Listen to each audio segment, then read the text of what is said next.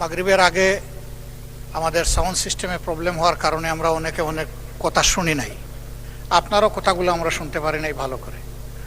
এর মাঝে অত্যন্ত প্রাজ্ঞবিজ্ঞ আমাদের মাননীয় চিফ হুইপ মহোদয়, তিনি বহুবার এই সংসদে এসেছেন। তার দুটি বিষয়ে আমি আপনার মাধ্যমে একটু দৃষ্টি আকর্ষণ করব। প্রথমত, তিনি গ্যালারিকে উদ্দেশ্য করে কিছু কথা বলেছেন। আমি যতটুকু জানি কথা হবে আপনার মাধ্যমে, গ্যালারি কখনো অ্যাড্রেস হবে না, তিনি সেটা করেছেন।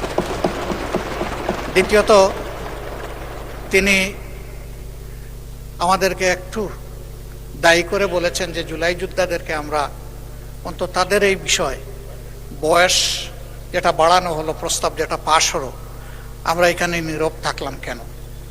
এটা তো আমাদের অবশ্যই সমর্থন করা উচিত, আমি একমত, সমর্থন করা উচিত। সেদিন নিশ্চয়ই আপনি স্মরণে থাকবে যে যখন এই বিষয়গুলো আলোচনার প্রসঙ্গ এসেছিল তখন বলেছিলাম যে আমাদের সামনে যে রিপোর্টটা এসেছে এই রিপোর্টে কোনো মূল টেক্সট নাই। আমরা অনুরোধ করেছিলাম মূল টেক্সটটা থাকবে আর পাশে তার সমাধান অথবা প্রস্তাবনা থাকবে। আপনি একমত হয়েছিলেন। তারা বলেছিলেন 12 লক্ষ টাকা সেভ করার জন্য এটা না দিয়ে ওয়েবসাইটে আছে। আমরা বলেছিলাম যে না, আমরা ওয়েবসাইট থেকে পেতে চাই না, আমরা এই টেবিলে এটা পেতে চাই।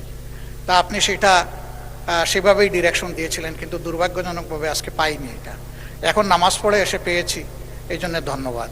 কিন্তু আগে তো পাই নাই। এখন যে জিনিস পাই নাই তাতে হা বলবো কিভাবে, না বলবো কিভাবে? এটা কি আমাদের অপরাধ?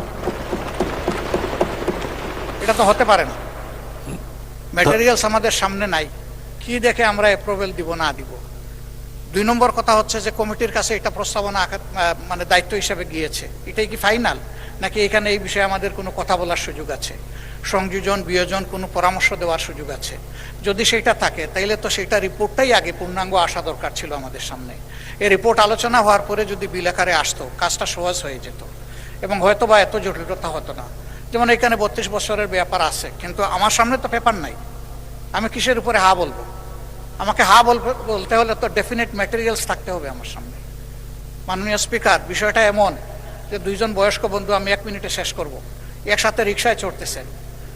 তো বয়সে যিনি ছোট উনি বলতেছেন, ভাই আপনি তো আমার চাইতে বয়সে বড়, কিন্তু দেখতেছি যে আপনার ফিজিক্যাল এবিলিটি, স্টেমিনা আমার চেয়ে অনেক বেশি। কেমনে বুঝলা?